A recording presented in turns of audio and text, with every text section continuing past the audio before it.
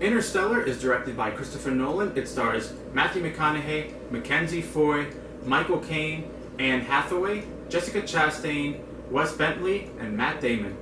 Interstellar is a science fiction film that takes place in the future. In this movie, Earth is filled with disasters, droughts, and a lack of food.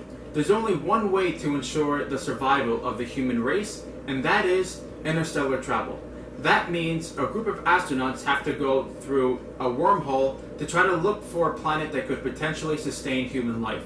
While this is going on, people on Earth, such as Cooper's daughter, Murph, and a professor, they have to try to find a way to ensure that the astronauts not only come back and survive the mission, but to see how the human race can also be ensured.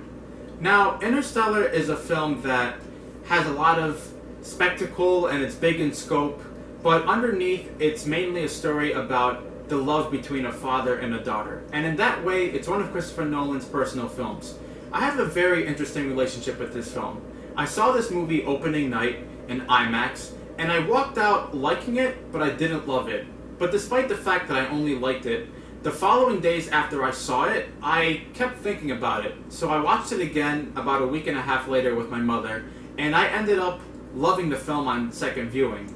And since then, I own the Blu-ray, and I've seen the film multiple times, and it's a film that honestly gets better for me with each viewing. And that is because each time I tend to understand the film a lot more.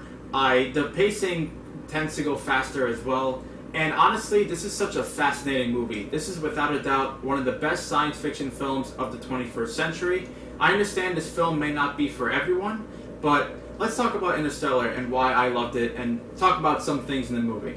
Now, Interstellar, one of the great things about this movie are the performances. Matthew McConaughey, he had a very interesting career. He started off as someone who was only in rom-coms, but then in 2011, he started being in serious films, and since then, he's just proved himself to be one of the best actors in Hollywood. In this film, he gives a very vulnerable performance. It's very emotional. He is a great character. He's someone who is motivated to try to find another planet and to return back home to his family.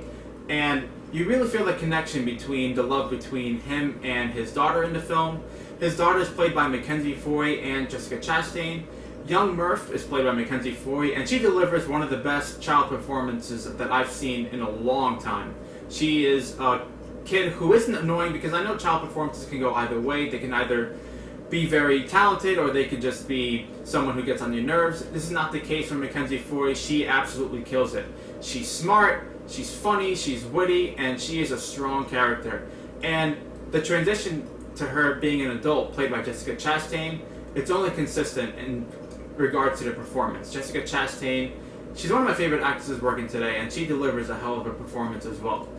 Interstellar is a movie that has a lot of explanation, has a lot of dialogue, and it relies very heavily on science, such as physics, relativity, and time. And because of that, there's a lot of explanation that is going on with this film. Christopher Nolan worked with Kip Thorne. Now, Kip Thorne is a theoretical physiologist, and he is someone who is an expert in relativity and time, and they worked together to make sure this film was as scientifically accurate as possible. Kip Thorne didn't direct the movie, he didn't write the film, but he was very much involved with the movie. He discussed with Nolan and his brother often how to make the film scientifically accurate as possible. He worked with the visual effects department. Some days the visual effects department would have to work up to 100 hours a week just to get the black hole as accurate as possible, and certain planets and other, significant parts of relativity and whatnot. And it's just so interesting. Jonathan Nolan, who is Christopher Nolan's brother, he often collaborates with Christopher Nolan, and he co-wrote the script. He actually studied relativity for 4 years in a university in California. And it really goes to show you that they try to make this movie as scientifically accurate as possible, and I admired that. Because a lot of science fiction movies that tend to have to do with space or time or whatever, some of them, they break the law of physics, or they don't really care as much as being scientifically accurate. And it's funny because I saw Neil deGrasse Tyson live a couple years ago, and he talked about Interstellar, and he said it was one of the most scientifically accurate movies possible. And then he explained, why and how it's believable, some of the things that happen in the movie. This film has a lot to say in terms of time, in terms of love, and it's just an epic movie to watch. There are a lot of scenes that take place in other planets. I mean, obviously they didn't go to other planets, the cast and crew didn't go, but they filmed in other locations that are supposed to look like other planets for the movie. And the scenery is just so beautiful. The cinematography is top notch. Some of the scenes are very pulse pounding, and it's just so masterfully directed. Christopher Nolan was very passionate about this movie. He's passionate about most of the movies he directs, but this is a film that he really wanted to make. And at its core, it's a film about the love between Cooper and his daughter. Anne Hathaway is also great. What I find really interesting, too, about her role in this film is that her name is Amelia, right? Now, Amelia Earhart is a pilot who, she is very important. She traveled very far, farther than most other pilots. In this movie, these group of astronauts, they travel farther than any person has when it comes to space or other wormholes. So I think it was a nod to that. I could be wrong, but I just find it so interesting to see how coincidentally her name is Amelia. Maybe Nolan did it on purpose. Nothing has ever been confirmed, but I find that interesting. And Anne Hathaway, she was great in this movie too. She worked with Christopher Nolan also on The Dark Knight Rises, and yeah, she gave a different performance here. She played an astronaut who is very smart, she is useful, and she has a lot of brains. That's the thing I don't get about some of the criticism Nolan gets, is that he writes weak female characters, but consistently, even with each review I've done so far, I've talked about the female characters and how smart and how well thought out they are. So and Anne Hathaway and Jessica Chastain and Mackenzie Foy are some of the biggest highlights of Interstellar. So once again, it just shows that criticism is invalid, in my opinion.